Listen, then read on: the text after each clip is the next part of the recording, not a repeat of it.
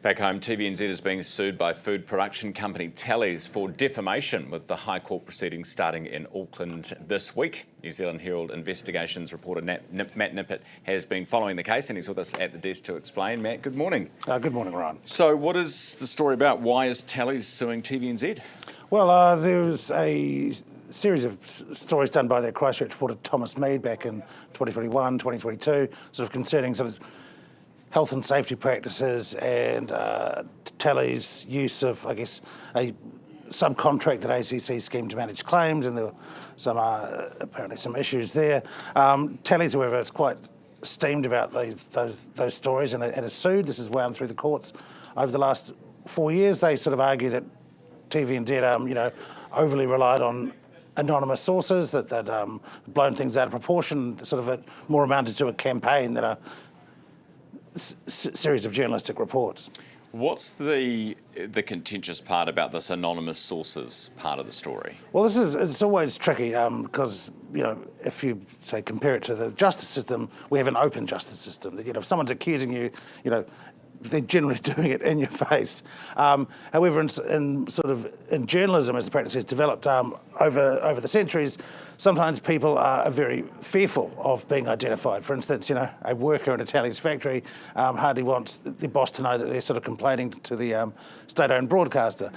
So in certain circumstances, journalists do offer sources protections. There's usually a series of steps that a journalist needs to take to verify what they're being told.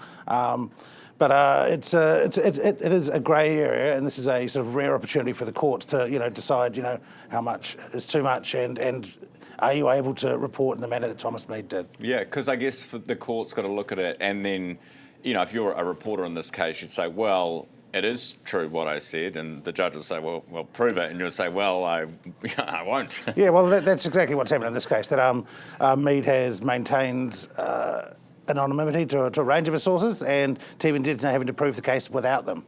Always a tricky decision as an editor, as a journalist, when to proceed to publication if your main backing can't be named, because then it can't be relied on in court. This has been quite there's been a lot of work behind the scenes on this case, and given it's stretching for 4 weeks, clearly it's quite an expensive one for both parties. And where does Mike Bush come into all of this? Well, Mike, after he left, this is the former police commissioner, after he left the police, he sort of freelanced for a bit. I think we saw him pop up as a consultant after the Auckland flooding to assess how well the council had responded to that. And then part of this, he also worked for Talley's. He was commissioned by Talley's after Thomas Mead's first reports to sort of look into them and see if there's anything to them. I mean, he's being produced as an evidence by Talley's, so presumably he found everything was fine, but of course Talley's was the one paying him.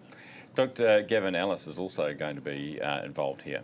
Yes, he's a totemic figure from the Herald. He was a former, I think, editor back in the 90s.